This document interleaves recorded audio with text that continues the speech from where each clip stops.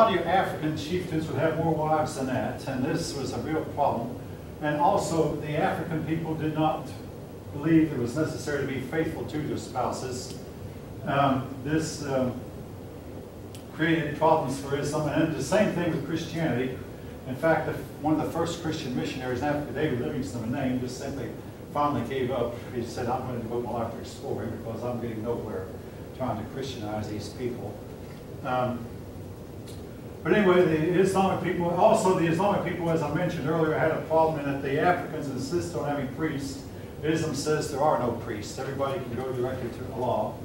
But Islam did make a lot of headway in Africa, and Christianity made headway in spite of the problems, the differences it had with their culture. Now,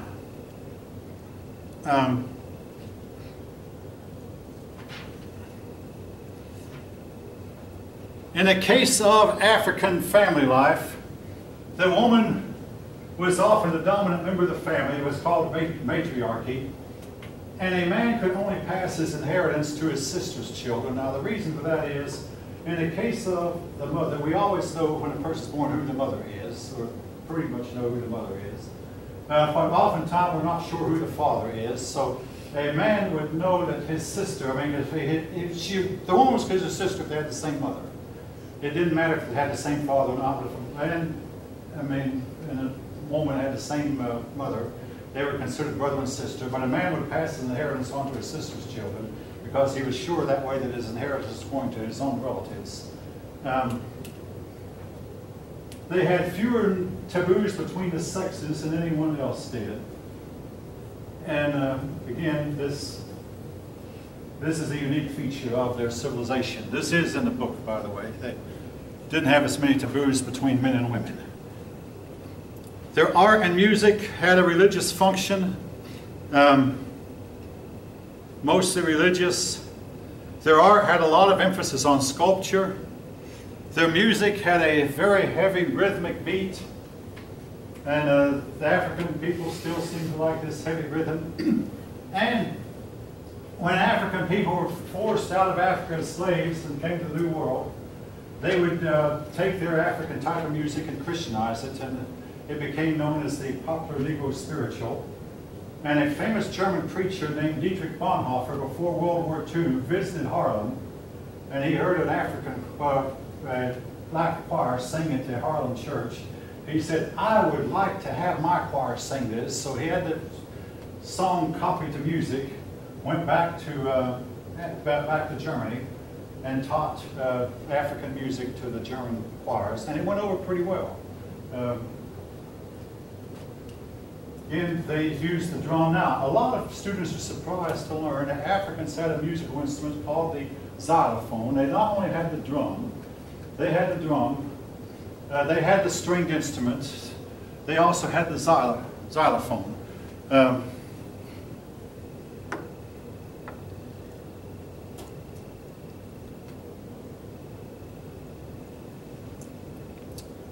Now,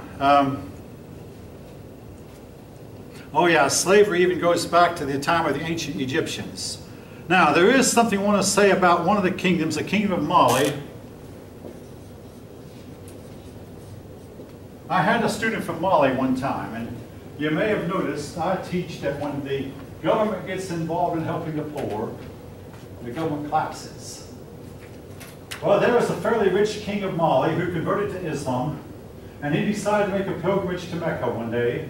So this king, on his way from Mali to Mecca, gave alms or gave money to the poor people he met along the way, thinking that he was doing all a favor.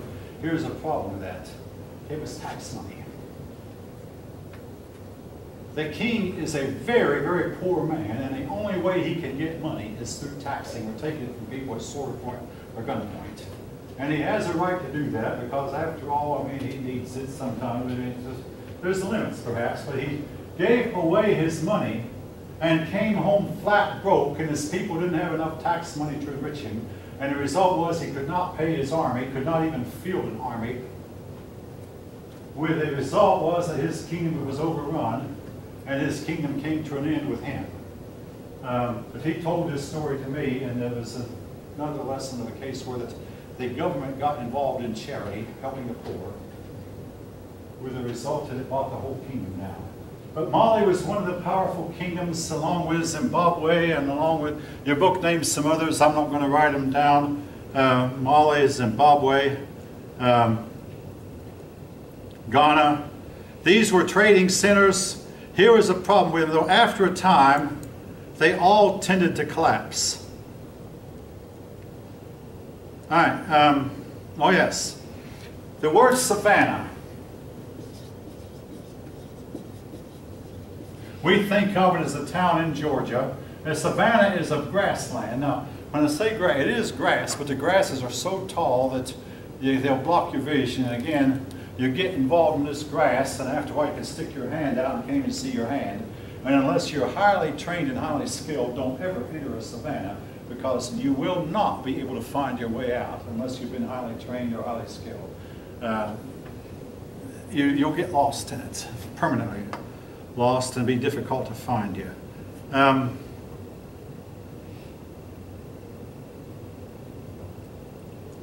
right. Oh yes, in the North Africa, the people that we found there were the Bedouins. I should have mentioned that term. And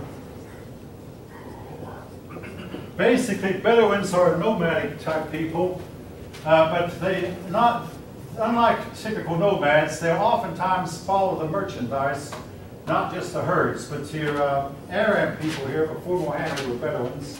The people who, well, they are nomadic. They follow the herds mostly, but they also, more so than typical nomads, will engage in trade like making carpets or making clothing, things like this. But your Bedouin people lived here in the north, as well as living here in the Arabic region.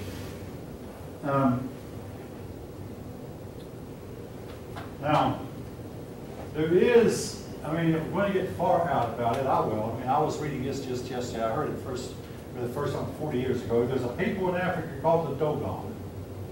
The Dogon knew that the star Sirius was a double star. That is, it has two stars. This was something we did not know until the invention of the telescope. It takes a very powerful telescope to see Sirius B. Yet the Dogon people not only knew that they existed, but they also held a celebration when Dogon B was closest to the Earth. Dogon B revolves around its parent star, and at times it's far from the Earth, and at times it's close to the Earth. How they know it? I'll leave you to answer that. Again, it goes on with my theory that mankind was once much, much more highly advanced than he is now. This Dogon thing, by the way, will not be on the test. All right, now, I'll say this about the test and I'll quit for the day. By the way, the test will not have a whole lot on it about Africa. Just a little bit of the basics. Africa traded with the Far East. Africa was once more involved in the world affairs, and we realized, keep that in mind. But on the test will be one question that one Muslim girl would not answer, but I want you to be able to list for me. Everybody listening? 5 areas where that Islam conflicts with the United States Constitution. That'll give you 10 points, 2 points for each. 2 points for each thing. You 5 areas, 2 points for each area, 10 points. This means that most people who take this test wind up with a high grade. Yes. What's that? The question will be, I'm not going to answer it. I'm going to let you look and answer. The question is, name 5 areas where that Islam conflicts with the United States Constitution. I feel fully justified in giving that as a test question. Fully justified. And again, that could give you 10 points, which grades your grade by a full letter, and it results in most of my pupils getting a really high score. And this Muslim woman who would answer had a 99 on the test anyway. So she didn't need the extra points. She knew more history than anybody else in the class. The one she missed, I'll always remember this. The one she missed, she said Cortez was an Inca leader, Inca king. I counted off 1 point. He actually was an Aztec king. But she almost, you came close, so I counted off 1 point. But other than that, she had a perfect score. She would not answer that one question. But anyway, again, I feel full adjustment. I'm not going to tell you, but that should be an easy one for you. You should have an easy time between now and next Friday finding the answer. All right. Anybody have any questions, comments? Again, I wish I had at least twice as much time on this as I actually did. I skipped completely over the Umayyads, the Abbasids, skipped the part about Mehmet II. There was a lot more detail I could have gone into about the Crusades. Not to mention a lot more detail I could have gone into about the American Indians. But we'll do with what we have. Okay, with that, if nobody has any further questions, we'll start today's test. Whoops, this is the next class. Oh, it's Quentin Boatwright. Yeah, I want you to see this. Pretty good score, but then I wanted you to hand it in when you hand the others in. I graded it the other day. Okay. I think you'll learn from it. Pretty good. Yeah, I want to. Okay, you see what you got.